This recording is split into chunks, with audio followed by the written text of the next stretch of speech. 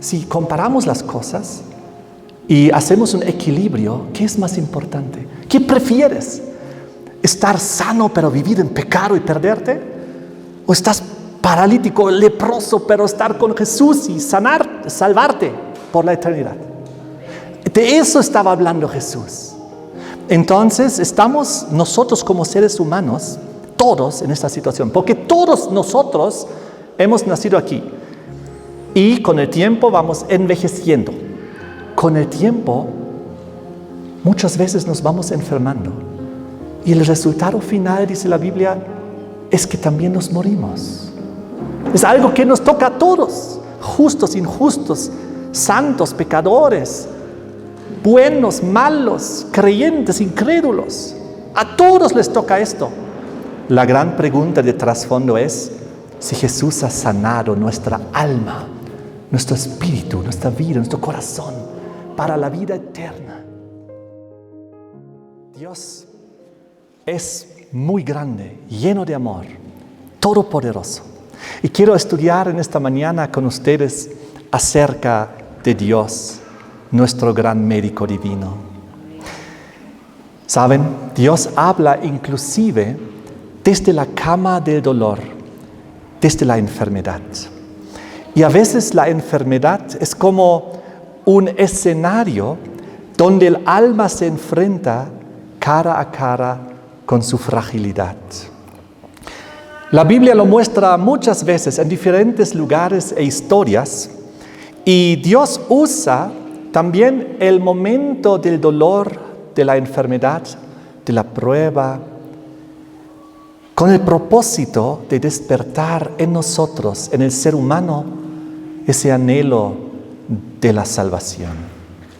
Quiero leerles del libro de Job. Y aquí encontramos una historia muy interesante. Capítulo 33. Busquen conmigo en sus Biblias, Job 33. Versículo 14 en adelante.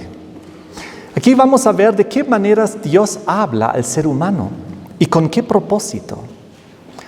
Sin embargo, en una o en dos maneras habla Dios, pero el hombre no entiende. La primera forma como Dios nos habla es, en el versículo 15, por sueño, en visión nocturna, cuando el sueño cae sobre los hombres, cuando se adormecen sobre el lecho.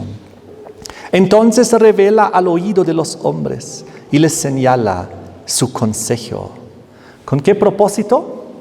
Para quitar al hombre de su obra, para apartar del varón de la soberbia. Detendrá su alma del sepulcro y su vida de que perezca a espada. Entonces Dios nos habla, o nos puede hablar a través de un sueño. En algún momento de nuestra vida, para hacernos reflexionar, para que cambiemos. Pero hay una segunda forma como Dios nos habla, y está en el versículo 19.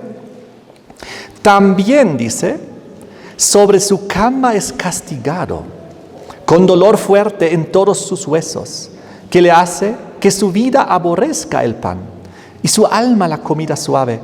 Su carne desfallece, de manera que no se ve. Sus huesos, que antes no se veían, aparecen. Su alma se acerca al sepulcro, su vida a los que causan la muerte. Aquí nos habla de la enfermedad, del dolor, del sufrimiento, inclusive de una enfermedad tan seria que nos puede llevar hasta el borde mismo de la muerte.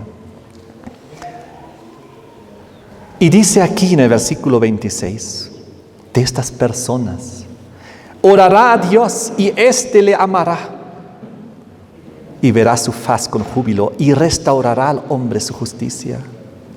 Miren, el versículo 29 y 30 son la clave.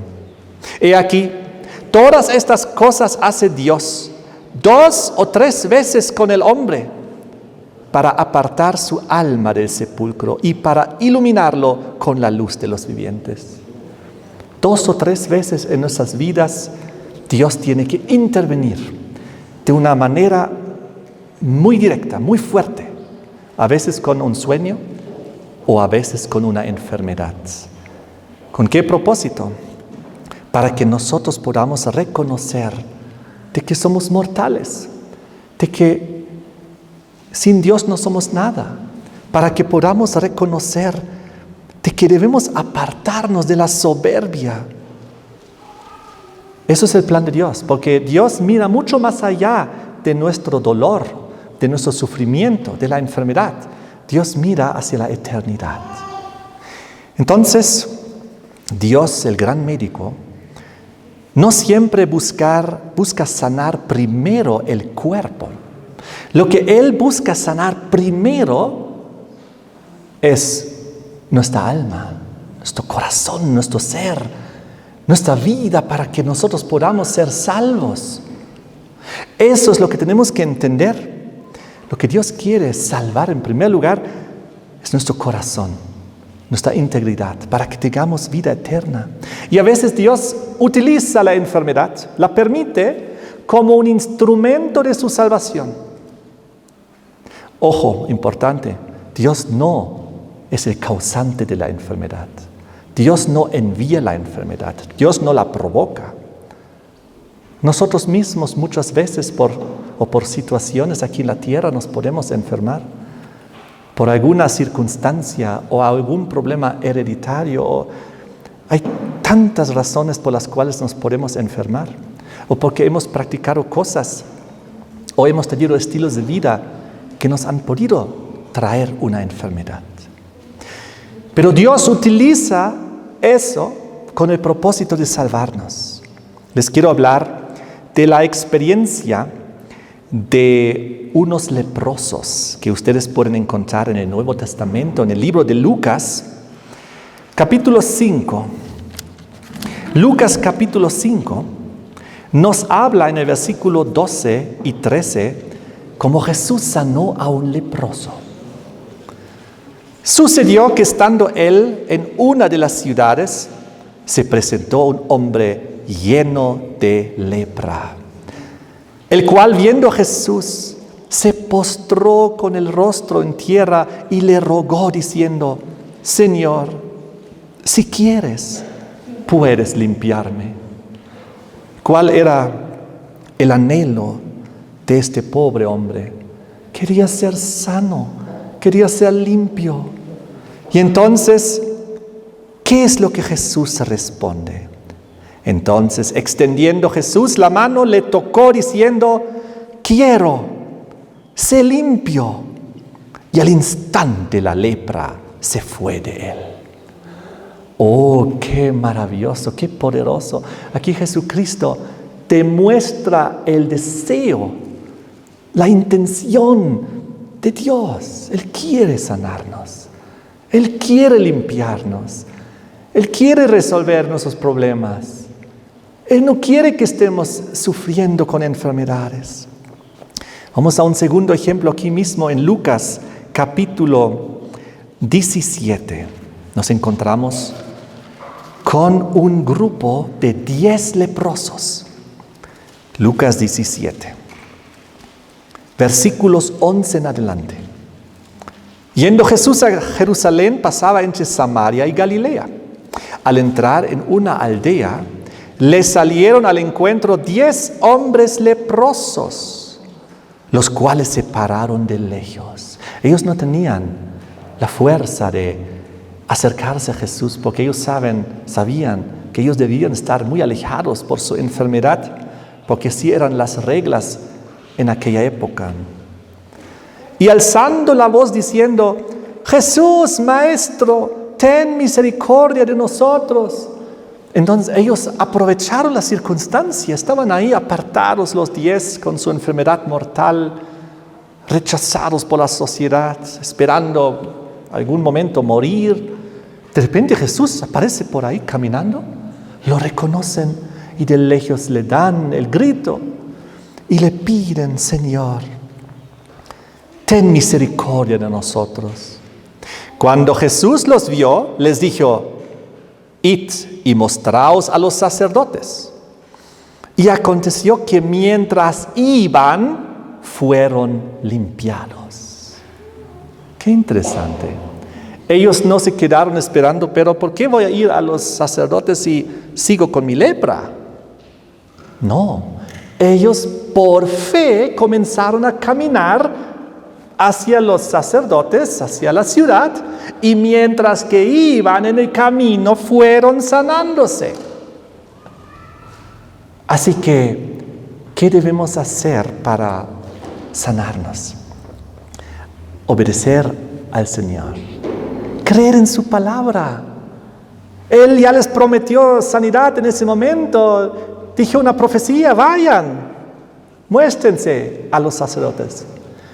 Y ellos creían, comenzaron a caminar. Y mientras que caminaban, se sanaban. El camino de la sanidad muchas veces viene acompañado por la fe y la obediencia. Lo primero que hicieron era obedecer y tener fe, aunque ellos en ese momento no vieron que estaban sanos, ellos comenzaron a caminar. Obediencia y fe. Miren cómo sigue la historia. Versículo 15. Entonces uno de ellos, viendo que había sido sanado, estaba ya en pleno camino, no sabemos cuánto ya había recorrido, volvió, glorificando a Dios a gran voz. Y se postró rostro en tierra a sus pies, dándole gracias. Y este era samaritano. Así que imagínense los 10 caminando y sanándose progresivamente. Y este hombre dijo: estoy sanándome, estoy sano. Ya no le interesaba ir donde los sacerdotes para mostrarles: mire, estoy sano, por favor. Ahora le interesaba volver a Jesús y darle gracias. Y eso hizo Jesús, eso hizo el leproso. Dio la vuelta. Los otros 9 se habían ido. No habían vuelto para darle gracias a Jesús. Pero uno sí lo hizo. Y entonces ocurre algo interesante. En el versículo 16, cuando él se postra delante de Jesús para darle gracias por haber sido sanado de la terrible enfermedad de la lepra, Jesús le responde, porque este era samaritano: ¿no son 10 los que fueron limpiados? ¿Y los 9 dónde están? Oh, qué tristeza cuando Dios hace una gran obra en nuestras vidas, en muchas personas, pero son pocos los que vuelven para agradecer a Dios. Y en este caso uno volvió, y Jesús dice: pero no eran 10 que fueron limpiados, ¿dónde están los otros? Los 9. Versículo 18. ¿No hubo quien volviese y diese gloria a Dios, sino este extranjero? Porque los otros 9 habían sido del pueblo de Dios, de estos 10 leprosos, y uno era samaritano. Y curiosamente el que volvió era el samaritano, ni siquiera uno de los hijos del pueblo de Dios, sino uno que en aquel entonces no fue bien visto, era como rechazado. Oh, aquí ustedes ven, Dios no hace acepción de personas. No importa quién venga a Jesús para pedir sanidad, Jesús los puede sanar. Jesús no dice: qué bueno, ustedes son del pueblo de Dios, tú eres samaritano. No. Jesús sana a todos por igual. Cuando se acercan por fe y luego tienen la obediencia al Señor. Pero aquí qué hermoso que justamente un samaritano le dio una lección grande a los hijos de Dios. Entonces, ¿saben? La lepra era un problema muy grande en aquella época. La lepra era una enfermedad en aquel entonces considerada que no se podía sanar. Era mortal. Si tenías lepra, estabas condenado a muerte. La lepra era lo peor. Se fue corrompiendo el cuerpo, se fue cada vez más deshaciendo y cayendo en pedazos. Era terrible. Se iba básicamente pudriendo el cuerpo en vida. Se caían los dedos y una cosa terrible. Entonces, en la Biblia, lepra era sinónimo de pecado. Un leproso fue considerado un pecador. Y los judíos, en esa época, a los que tenían lepra, decían seguramente algo terrible habrá hecho para que Dios lo castigue así. Seguro un gran pecador debe ser. Entonces la lepra tenía varios pasos y que están relacionados al símbolo del pecado. Número 1, la corrupción, porque el cuerpo comenzaba a corromperse. Lo mismo ocurre con el pecado. Si permites el pecado en tu vida, te comienza a corromper, a desintegrar. Es una enfermedad terrible el pecado. Luego el segundo paso es el aislamiento. A los leprosos en esa época los aislaban, porque no podían tener contacto ya con otra gente, para no contagiarlos. Y en la simbología del pecado, el pecado nos separa de Dios. La Biblia dice que si nosotros pecamos, vivimos en rebelión, en desobediencia, entonces se crea una separación entre nosotros y Dios. Una separación que nosotros creamos, no Él.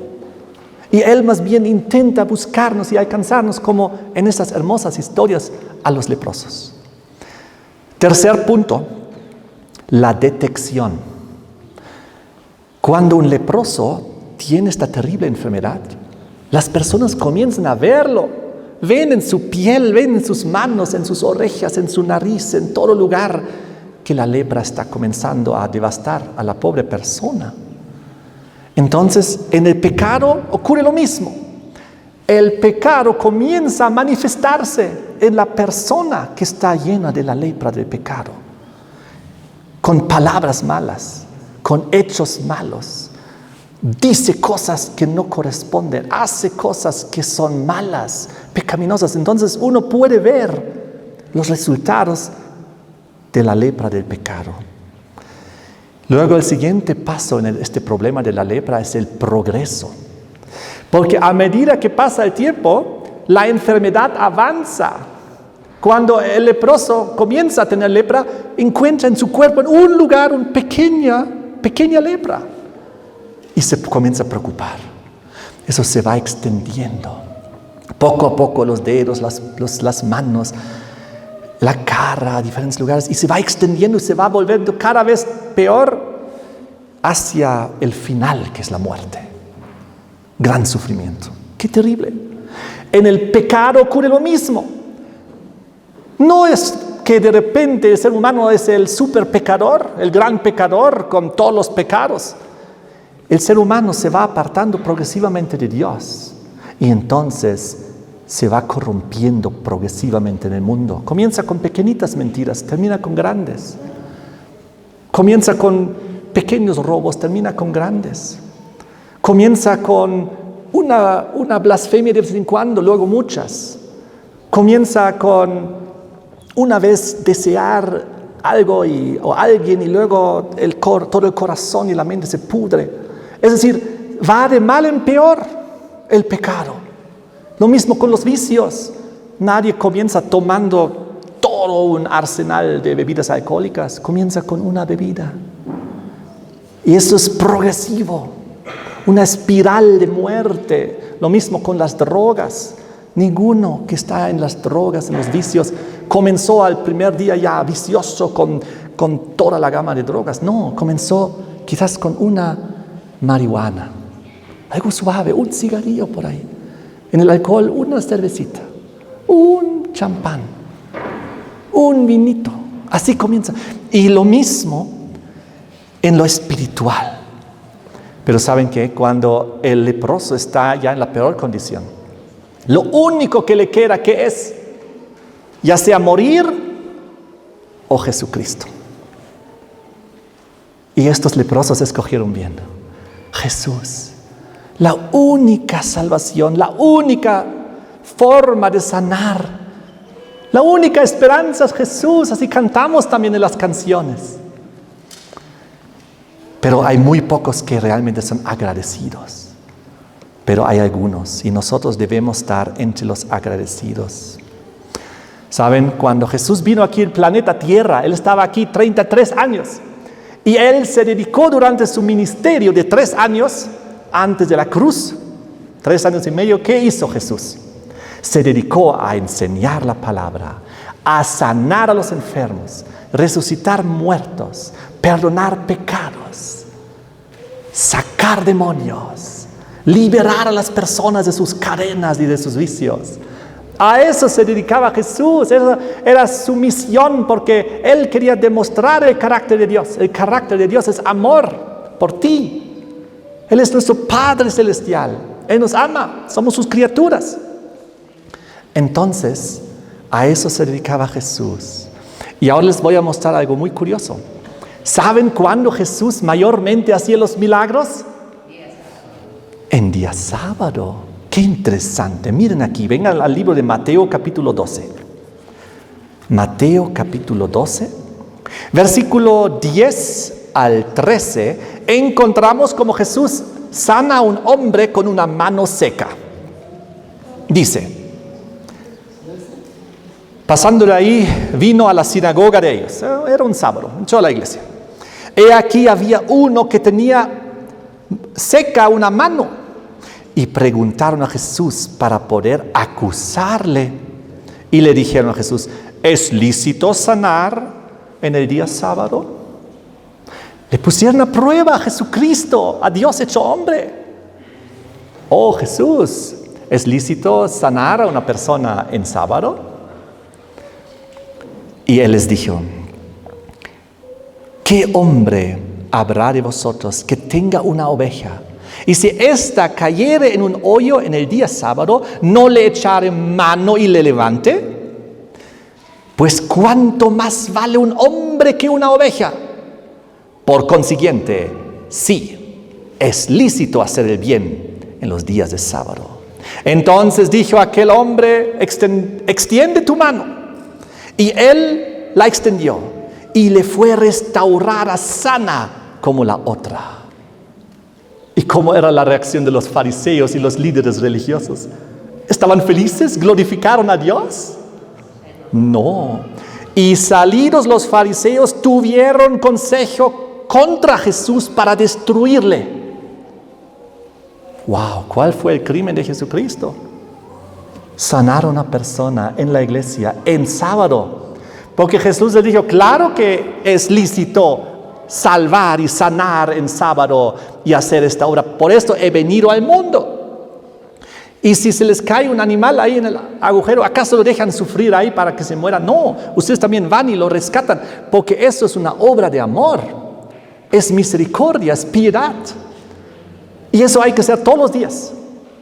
Y obviamente también en el sábado. Y, ¿saben? Los fariseos pensaban que Jesús estaba quebrando el sábado. Eso era el problema. Porque la tradición judía había recargado el sábado de cientos de leyes, mandamientos de hombres.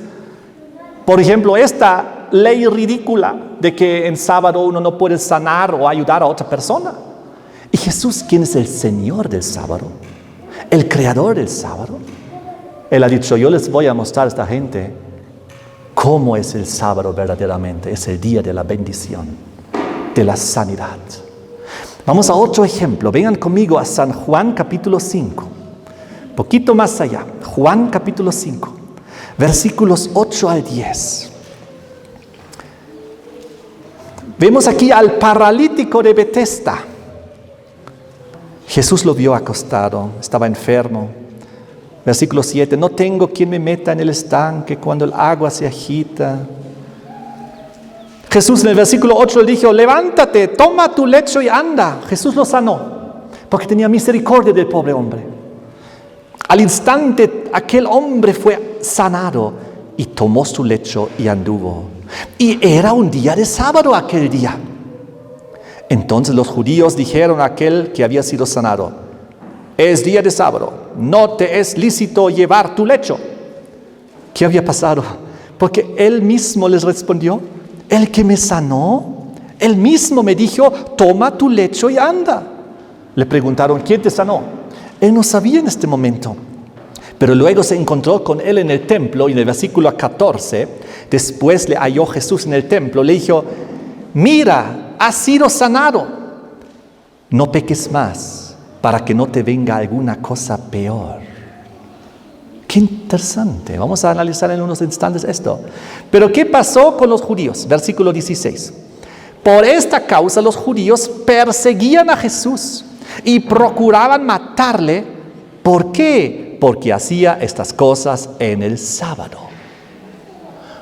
Ellos no se oponían a que Jesús sanaba a la gente. Se oponían a que Jesús lo hacía en sábado. ¿Y por qué Jesús lo hacía en sábado? ¿No pudo él haber hecho la misma sanidad en otro día para evitar el problema con los líderes religiosos? Con los fariseos, los escribas, los sacerdotes y todos ellos. ¿No pudo haber dicho Jesús, muy bien, si lo hago en sábado, voy a tener persecución religiosa, así que lo haré otro día? No. Jesús no vino a quebrar el sábado. Jesús vino a quebrar las tradiciones impuestas por los líderes religiosos judíos. Jesús vino a restaurar el sábado y decir, así es mi día santo del Señor.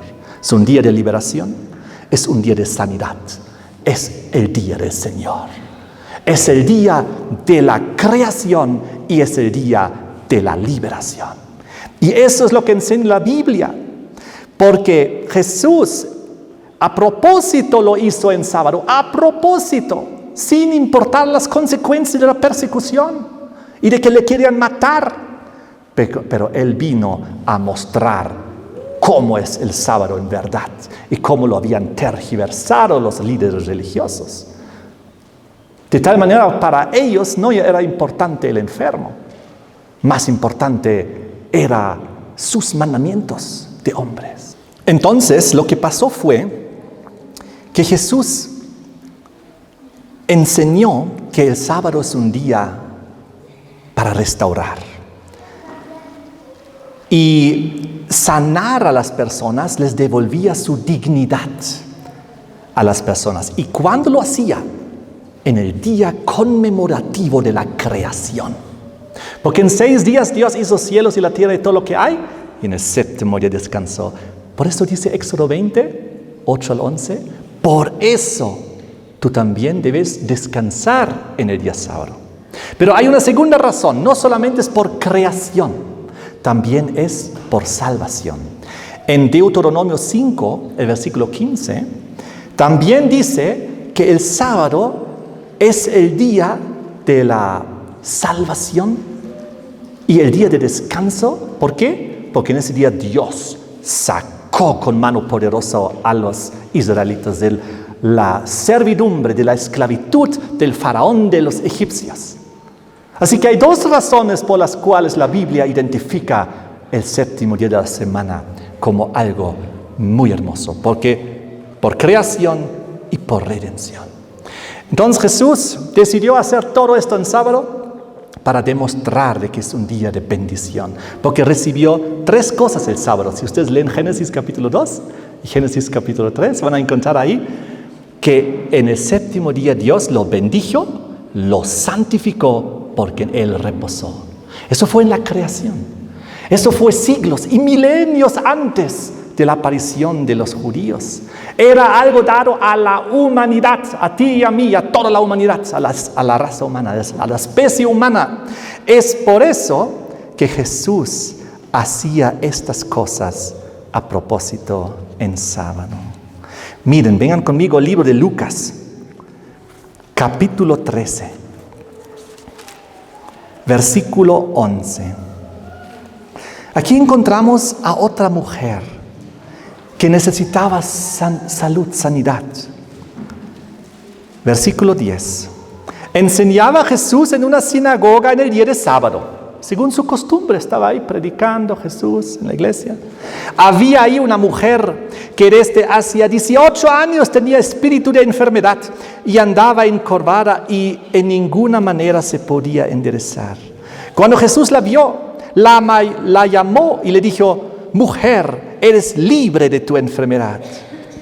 Y puso las manos sobre ella. Ella se enderezó luego y glorificaba a Dios.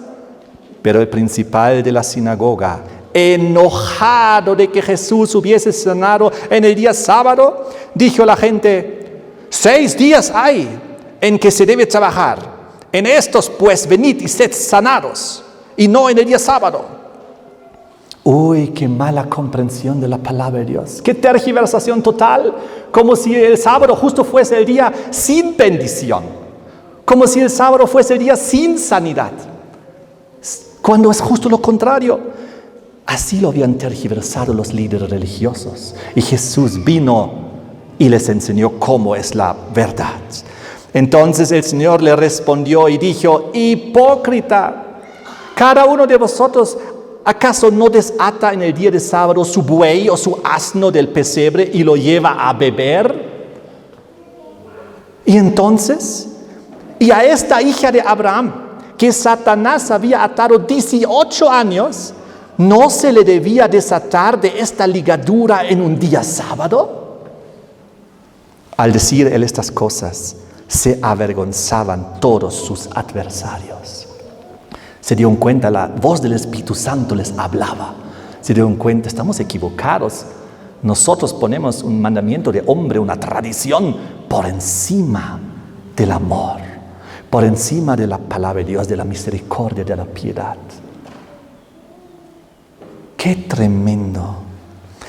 En el versículo anterior que habíamos leído, en Juan capítulo 5, había un detalle que nos faltaba analizar. Vengan conmigo a Juan capítulo 5. Pues después de que Jesús sanó al hombre del estanque de Betesda, al paralítico, se había encontrado con él nuevamente en el templo. En el versículo 14 Jesús le había dicho: mira, has sido sanado, no peques más, para que no te venga alguna cosa peor. Y entonces aquí hay dos grandes lecciones.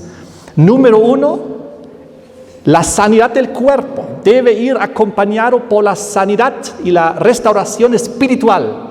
De que si Dios hace el milagro para sanarme, ahora debo obedecerle y hacer su voluntad y no pecar. ¿Cómo puedo permitir que Dios me dé un milagro de sanidad y luego yo sigo en pecado del mundo? Antes hemos visto, la lepra es sinónimo de pecado. Y entonces hay una segunda lección aquí. En otras palabras, después de 38 años de terrible enfermedad, ahora estás sano, puedes caminar, estás libre para caminar. Puedes ahora, los últimos años que te quedan de vida, caminar. Pero estos últimos años camina con Jesucristo, haz su voluntad. Y luego dice, ¿por qué? Para que no te venga alguna cosa peor.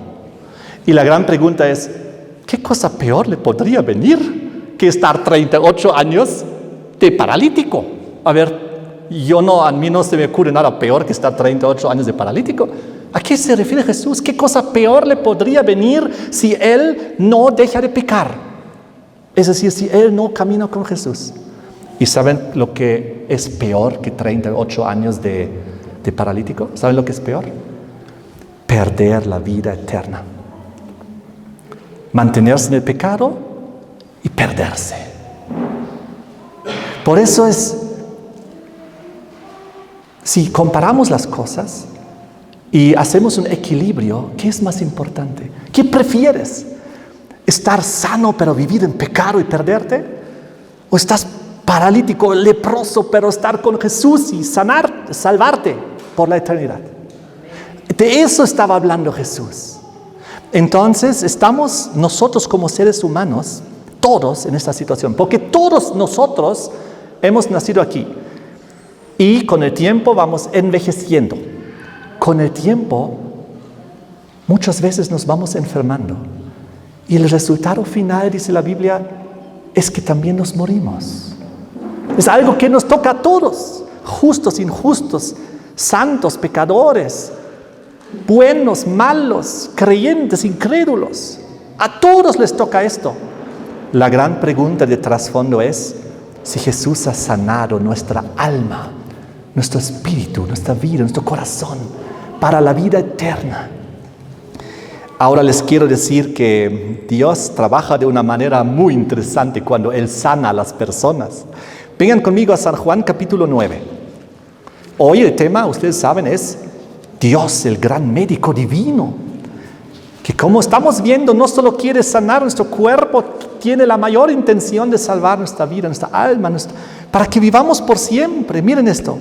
Juan capítulo 9, versículos 1 al 7.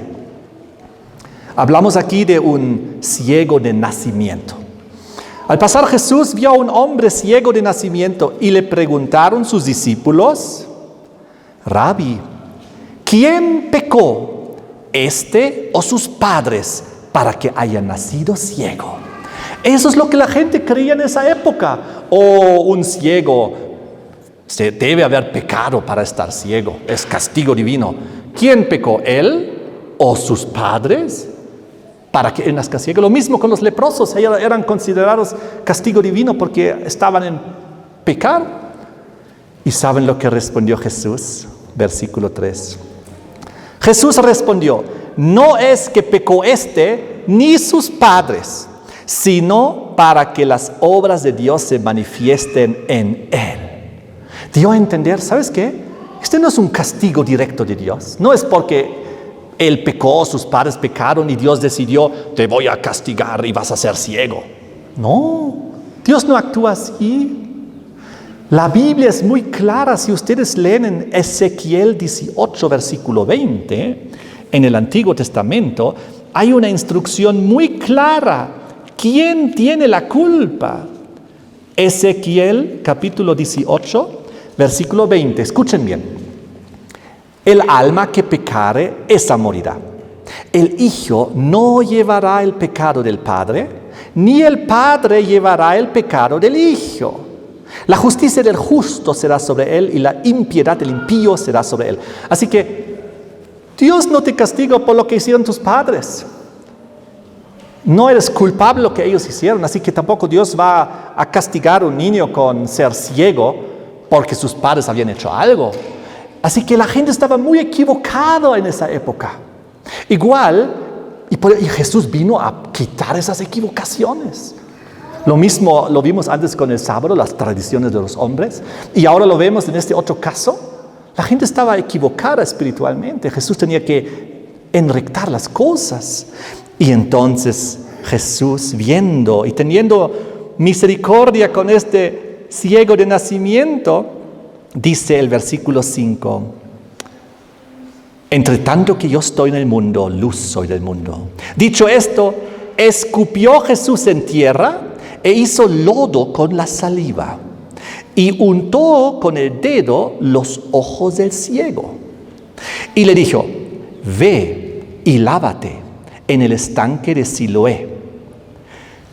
Fue entonces y se lavó y regresó viendo. Entonces los vecinos y los que andaban ahí, viendo al ciego, decían: ¿no es este el que estaba sentado y mendigando? Jesús sanó al ciego, pero esta vez utilizó otra metodología. No como en los otros casos, aquí una metodología muy diferente. Jesús aplicó remedios naturales. Él hizo ahí un lodo con el barro, con su saliva, y lo aplicó en sus ojos.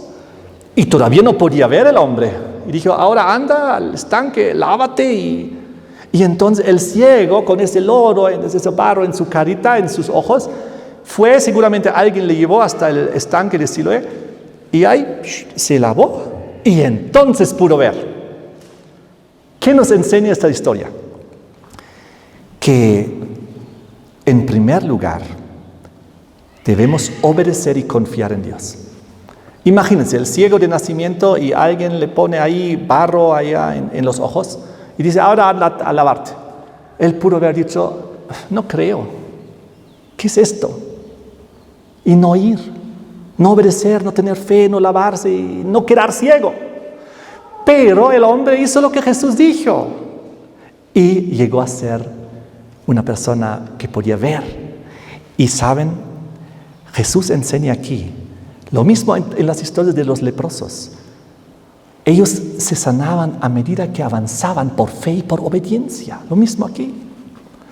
Entonces Jesús pudo haber dicho al ciego: abre tus ojos y ve, como lo hizo con Bartimeo, por ejemplo. Pero aquí Jesús aplicó remedios naturales. Ahora les quiero explicar por qué hizo esto, estos elementos sencillos. ¿Saben?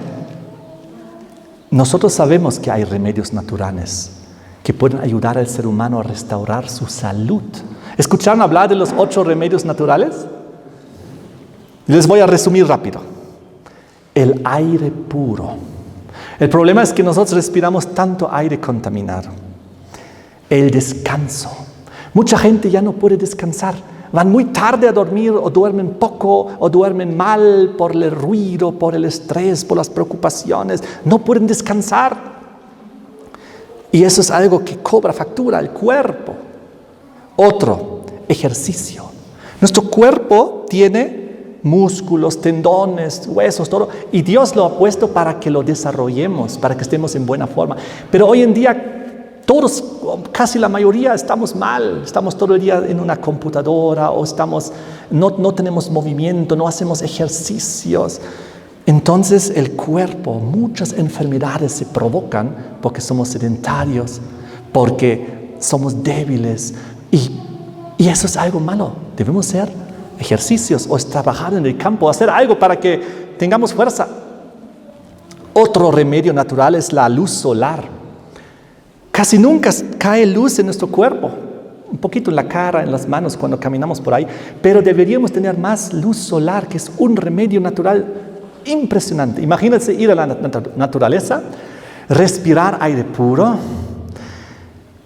recibir luz solar, trabajar en la huerta o por lo menos hacer ejercicios y estar en buena forma, dormir bien, descansar bien. ¿Qué más hay aquí? Agua. Tomar agua pura. El ser humano hoy en día ha reemplazado el agua pura, transparente, por unos refrescos o unas gaseosas negras y con burbujas y muy dulces. Algunas también son anaranjadas o también son blancas inclusive, pero están llenos de azúcar y otros elementos. Y mucha gente ya no toma agua, toma todo el día cosas con azúcar. Y nuestro organismo está funcionando para funcionar con agua. Y si le metemos todo el día y los vamos contaminando con azúcar, va provocando enfermedades, obesidad, diabetes, muchas cosas. Hígado, problemas de los riñones. Ustedes saben. Así que remedio natural, agua, santo remedio, el más económico. Ni siquiera hay que pagar mucho dinero, ¿no? Mucha gente dice, no me gusta el agua. ¿Por qué? Porque después de consumir tantas cosas que son muy dulces y ricas, el agua ya no tiene sabor. Problema. Eso ya estamos en 5 remedios. Faltan 3. Nutrición. Ustedes deben saber que la mayoría, muchas de las enfermedades actuales, su origen está en lo que comemos, en lo que está en el refrigerador, en lo que comemos en el restaurante. Comidas chatarras, grasas saturadas, demasiado dulces. Y luego todavía lo acompañamos por cosas que no nos ayudan en nada. Carnes, frituras, grasas, alcoholes y otras cosas. Y luego nos sorprendemos, estoy enfermo. Dios, ¿por qué estoy mal? Es que tenemos un organismo que debe funcionar y que nosotros estamos abusando del mismo. Así que la nutrición es muy importante. Si haces cambios en tu dieta, puedes revertir muchas enfermedades. Puedes cambiar todo en tu vida. Y ¿saben qué? Cuando tu cuerpo va sanando, muchas veces tu mente está mejor. Porque cuando estás enfermo, eso afecta a tu mente. La tristeza, la preocupación, la desesperación, la depresión y muchas cosas más. Todo va junto. Y entonces uno puede comenzar a dar la culpa a Dios. Dios, ¿por qué estoy enfermo? Y en muchos casos lo hemos provocado. No en todos. Claro que no en todos, pero en algunos. Entonces, en la nutrición, muy importante, alimentarnos saludablemente. Pero hay un aspecto más en relación a la nutrición que es el 7º remedio natural, que es la temperancia. No es solamente comer saludable, porque hay gente que se ha matado tomando agua. ¿Sabían ustedes? Si tú comienzas y tomas ahora varios litros de agua seguido, vas a morir. Así que la mejor cosa del mundo, si no es equilibrada, te puede matar. Entonces, yo puedo alimentarme saludablemente, pero como unas cantidades tan enormes que mi cuerpo no puede digerirlo, no puede tratar con eso y comienzo a generar grasas. No estoy en temperancia, aunque como saludable. Entonces la temperancia es el séptimo remedio natural. Porque la temperancia significa que debemos evitar las cosas que nos dañan, obviamente. Por ejemplo, las cosas que también crean vicios. El alcohol, por ejemplo. No debo tomarlo nunca. Debo abstenerme porque sé que es algo que me hace daño, aunque sea una gota. Pero debemos tomar con equilibrio las cosas buenas. Por ejemplo, cereales y frutas y verduras y tantas cosas que podemos comer, que Dios ha instruido, que son buenas. Pero moderadamente. No exageradamente, y tampoco digamos a las 12 de la noche, por ejemplo, 1 hora antes de dormir y meternos mucha comida. No, es decir, la temperancia es algo importante. Vamos al octavo remedio natural, al último, confianza en Dios. Debemos confiar en Dios. Dios, tú me has dado un organismo. Si yo respeto tus normas, tus reglas, tú seguramente me das bendición.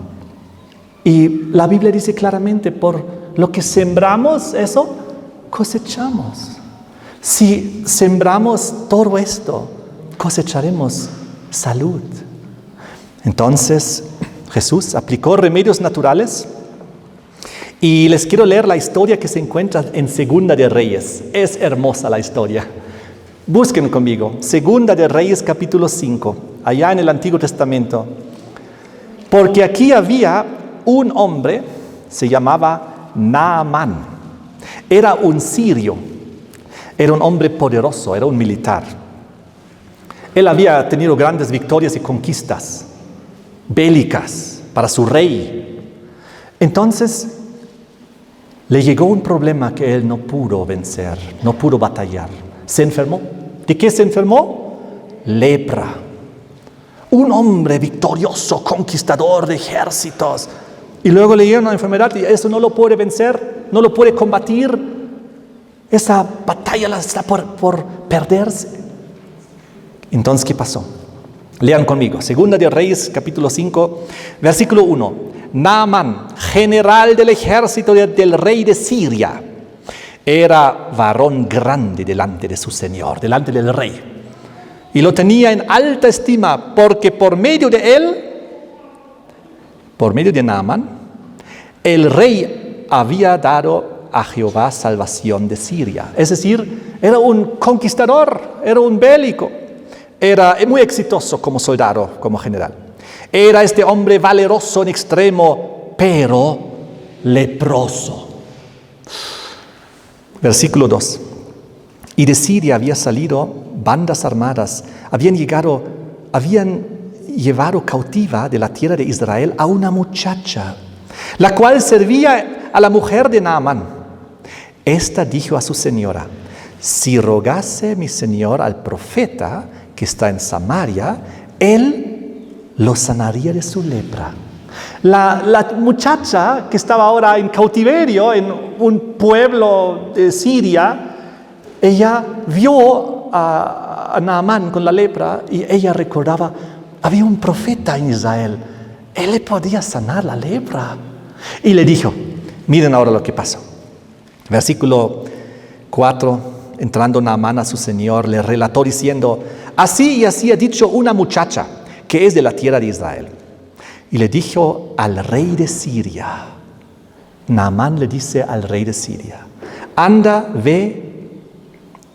Y le dijo, el rey de Siria le dice al mensajero, anda, ve, y yo enviaré cartas al rey de Israel.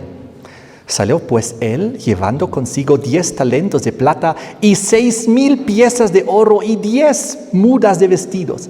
Ellos querían entonces con todo ese oro y la plata y los vestidos comprar la sanidad de Naamán para que se venga el profeta y lo sane de la lepra. porque era pues uno de los más importantes en ese gobierno, ese hombre Naamán.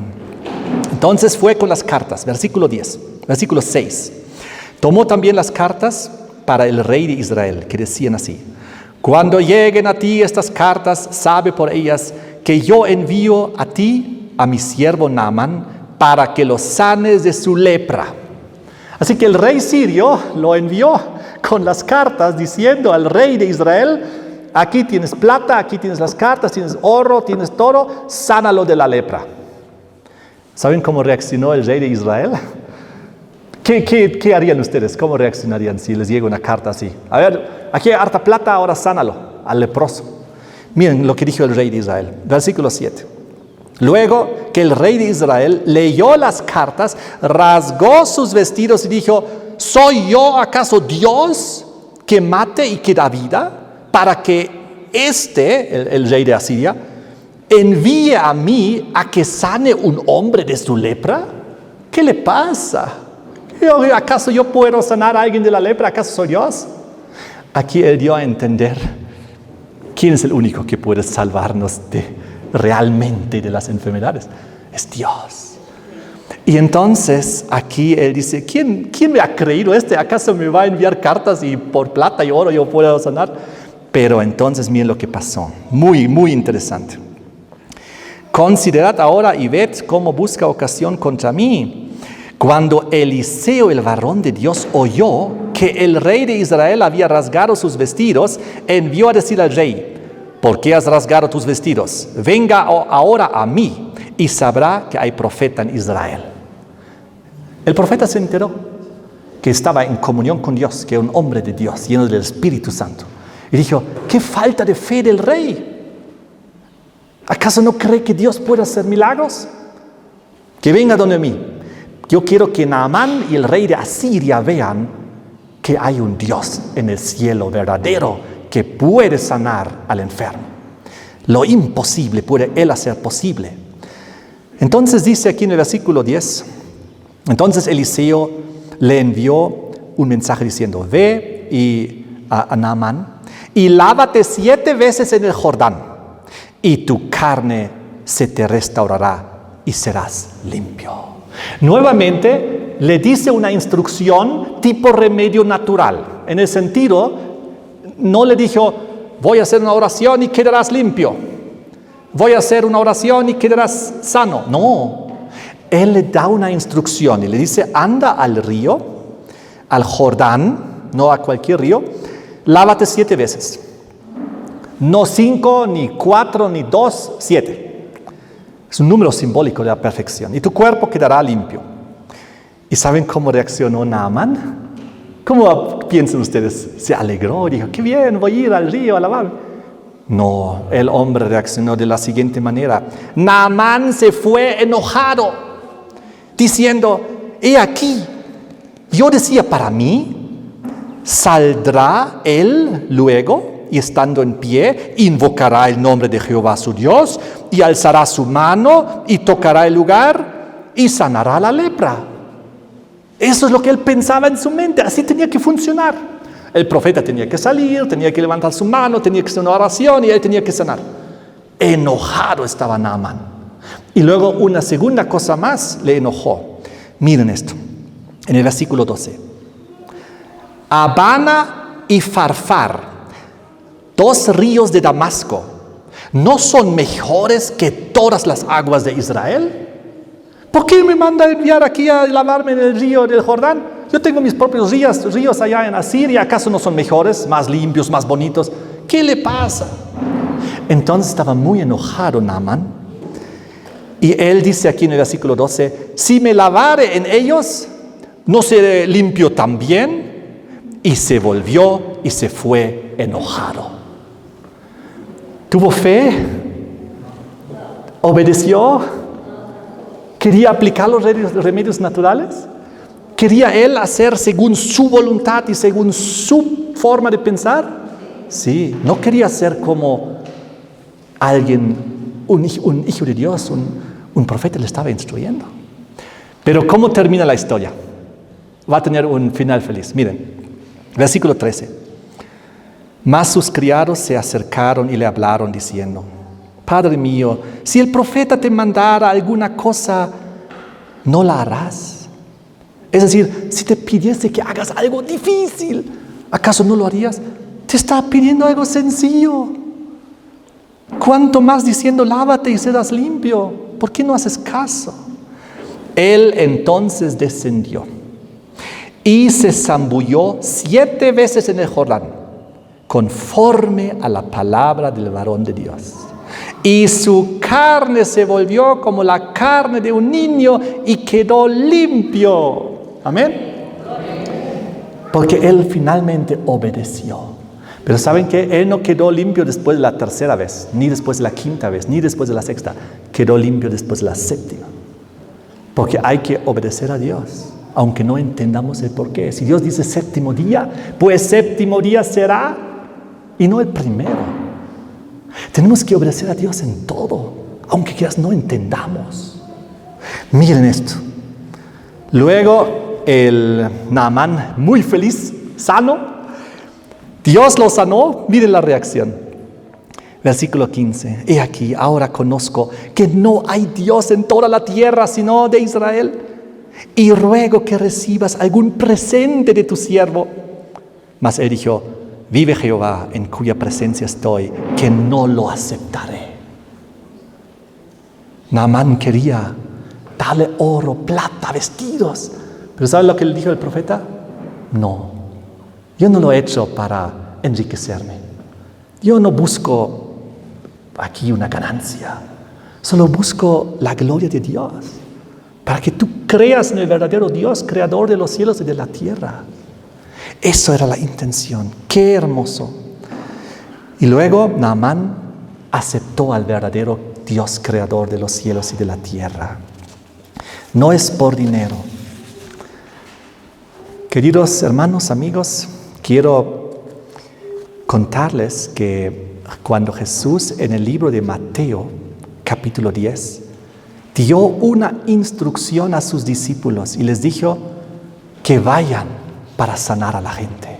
Porque Dios quiere que la gente se sane. Mateo 10, versículo 1, cuando Él había hablado a sus 12 discípulos, llamando a sus 12 discípulos, les dio autoridad sobre los espíritus inmundos para que los echasen fuera y para sanar toda enfermedad y toda dolencia. Porque Dios quería que esto se multiplique, la bendición de Dios, para que todos vean que Dios es amor, Dios es misericordia. Dios quería que se sanen, pero que se sanen gratuitamente, porque la salvación, la sanidad, el perdón de los pecados y todo es gratuito. Hechos capítulo 3. Aquí es cuando vemos uno de los ejemplos de lo que pasó en esa época de la iglesia primitiva, cuando había caído el Espíritu Santo en Pentecostés y Jesús había dado las órdenes. Hechos capítulo 3, versículo 6. Mas Pedro dijo: no tengo plata ni oro, pero lo que tengo te doy. En el nombre de Jesucristo de Nazaret, levántate y anda. Y tomándole por la mano derecha, le levantó. Y al momento se le afirmaron los pies y los tobillos, y saltando se puso en pie y anduvo y entre ellos en el templo, andando y saltando y alabando a Dios. Y todo el pueblo lo vio andar y alabar a Dios. A través de los apóstoles ahora, los discípulos, Dios hacía milagros de sanidad. Y la gente comenzó a dar gloria a Dios. No a un hombre, no a Pablo, no a Pedro, a Dios. Porque ellos solo eran herramientas para la obra de sanidad y la bendición divina. Y este mismo Pablo, este mismo Pedro, en el capítulo 5, miren lo que pasó. Cuánto poder Dios le había dado a este hombre después de su conversión. Porque antes, recuerdan, había negado a Cristo, luego estaba dispuesto a morir por Él y al final murió por Cristo. Y después de su conversión, miren el poder de sanidad que Dios le dio. Hechos capítulo 5, versículo 15. Habla de muchas señales y maravillas del versículo 12 en adelante que hacían los apóstoles. Y versículo 15 dice: tanto que la gente sacaban los enfermos a las calles y los ponían en camas y en lechos, para que al pasar Pedro, a lo menos su sombra cayese sobre alguno de ellos. ¡Qué impresionante! ¿Y qué pasó con Pablo? Vamos aquí al capítulo 19, Hechos 19, versículo 11 y 12. Y hacía Dios milagros extraordinarios por mano de Pablo, de tal manera que aún se llevaban a los enfermos los paños o delantales de su cuerpo, y las enfermedades iban de ellos, y los espíritus malos salían. Oh, Dios se manifestó en esa época poderosamente con las sanidades. Y les quiero decir que quizás entre nosotros hay alguien que esté enfermo, o quizás conozcamos a alguien que está enfermo, que tiene algún problema de salud, quizás hace mucho tiempo. Les quiero decir que hay esperanza y les quiero mostrar, pero quiero decirles también que hay que tener paciencia, porque el momento en el cual Dios hace no es siempre en el mismo instante. Miren esto. Si ustedes leen en Hechos capítulo 9, por ejemplo, en los versículos 32 al 34, vemos que Pedro sana a un paralítico. ¿Y saben cuántos años estaba el paralítico ahí? 8 años. Wow, 8 años para esperar la sanidad es mucho, ¿no? Pero veamos otro ejemplo en Mateo 9, el versículo 20. Aquí había una mujer con flujo de sangre. ¿Saben cuántos años ella tenía que esperar hasta el encuentro de Jesús? 12 años. 12. Luego encontramos un tercer ejemplo en Lucas 13, versículo 11. La mujer encorvada fue sanada por Jesús a los 18 años. 18 años. ¿Saben cuántos años esperó Abraham para recibir su respuesta de Dios? 25 años. Y luego el caso más drástico que encontramos está en Juan 5, versículo 5. El paralítico de Betesda, 38 años. El primer paralítico que hemos mencionado, 8 años. El otro paralítico, 30 años más, 38 años. A veces la lección aquí es que el milagro a veces tarda años, a veces tarda décadas. Pero Dios nunca llega tarde. La perseverancia es parte del camino del creyente. Mateo 24, versículo 13 dice que el que persevera hasta el fin será salvo. Debemos perseverar, aunque no veamos el milagro hoy, aunque tarde, llegará. Y les quiero decir una cosa más. Dios es soberano. A veces sana de inmediato, como hemos visto ejemplos. A veces sana gradualmente, como hemos visto ejemplos. Y a veces no sana hasta la eternidad. Pero siempre Dios tiene un propósito. Y el propósito mayor que la sanidad del cuerpo, ¿cuál es? La sanidad de nuestro espíritu, nuestro ser, de nuestro corazón, para que nosotros no nos perdamos en el pecado. Eso es la verdadera sanidad, el verdadero triunfo. En realidad de eso se trata. Debemos mantenernos firmes en la fe, aunque no veamos el milagro inmediatamente. Recordemos siempre que la mayor sanidad es la del alma, la que Jesús vino a sanar el corazón. Vengan conmigo a Isaías capítulo 61, versículo 1. Van a ver aquí de que lo que Dios vino a sanar principalmente es nuestro corazón. Isaías 61, 1. El Espíritu de Jehová, el Señor, está sobre mí, porque me ungió Jehová. Me ha enviado a predicar buenas nuevas a los abatidos, a vendar a los quebrantados de corazón. ¿Para qué vino el Señor? A vendar, a sanar, a curar, a restaurar los quebrantados de corazón. Qué hermoso. ¿Saben?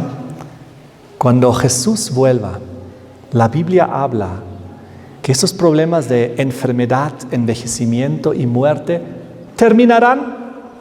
Eso pasará, esos temporales aquí en esta tierra mientras que dura el conflicto entre el bien y el mal. Pero cuando Jesús venga, esto va a terminar, esto va a cambiar.